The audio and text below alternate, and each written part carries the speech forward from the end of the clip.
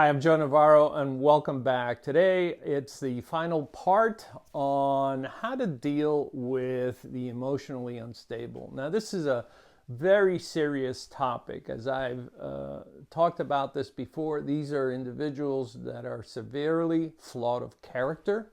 They're extremely problematic because of their behaviors and how they affect you. And so it brings always up the question, well, how do we deal with them? Well, first of all, if we can get them some medical help, which is what they need, get some professionals involved. We always want to do that. But we also have to think about ourselves. One of the things you may want to think about, depending on how much time you've spent with someone who is emotionally unstable, is you may want to seek help for yourself, because you may be undergoing anxiety or panic attacks or even clinical depression as a result of living with or working for someone who is emotionally unstable. Now, every professional I've ever talked to, and I've talked to scores of them, always says, with the emotionally unstable, you have to have hard boundaries. Boundaries that are inflexible. In other words, you will not tolerate these behaviors. You will not go along with or be a party to outrageous behaviors. You will not participate in displays of aggression and so forth. That has to be set in place, especially in the workplace. You have to let that emotionally unstable individual know that you will not tolerate being yelled at, having objects thrown at you, or being mistreated. And obviously you have to ask your questions. Why would I stay in a job like this? Because in the end, you will have to ask yourself, how long can I tolerate this? Is this something that I'm willing to live with? And if so, for how long? A week, a month, a year? Knowing that the longer we are exposed to a toxic individual, the greater the danger to ourselves, both physically, physiologically, neurologically, emotionally, and so forth. So we have to set boundaries.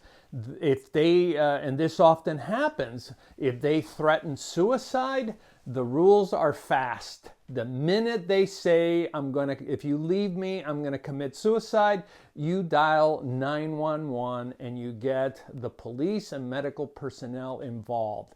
This is not to be played with. You cannot be somebody's chew toy, nor can you be somebody's yo-yo, where one minute they're threatening to commit suicide and the next minute they're fighting with you and so forth.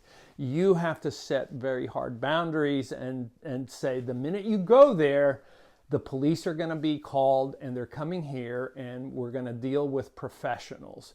The other thing that you have to be prepared for is that you will not tolerate being manipulated, especially when they're trying to lay the guilt on you or create an environment where you are made out to be the bad person.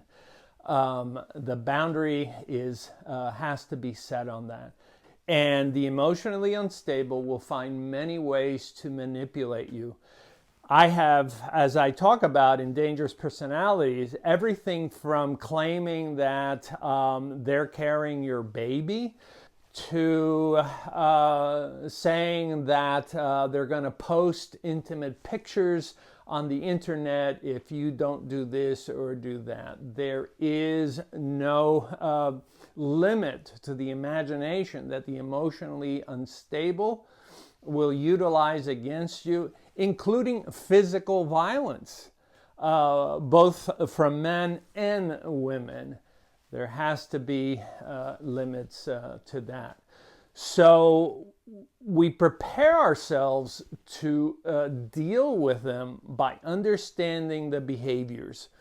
Take a look at Dangerous Personalities. Go through that checklist and say to yourself, I will not tolerate this. And when you see these accumulate, there has to be a point where you say, okay, you know what? This is the triggering point. This is when I walk away, because I am not going to expose myself or another family member or my children to someone like this because of the level of toxicity. But to deal with them, you have to understand, what am I dealing with? And the only way to know that is based on a amalgamation, a listing of all their behaviors, so you can say, okay, you know what? I'm making a good decision here, and it's based on these behaviors that are antisocial, are inhumane, dehumanize me, and are in fact corroding me as a human being. So we distance ourselves from them.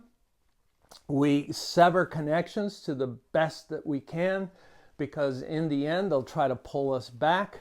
They may stalk us, they may harass us for a long period of time. That should be anticipated, but know this. The only solution to the emotionally unstable is distance and separation. So as harsh as that is reality. After talking to more than 400 victims of dangerous personalities, this is the best advice that I can give you. So I hope you'll take it to heart. And always remember, as I said in Dangerous Personalities, you never have a social obligation ever to be victimized.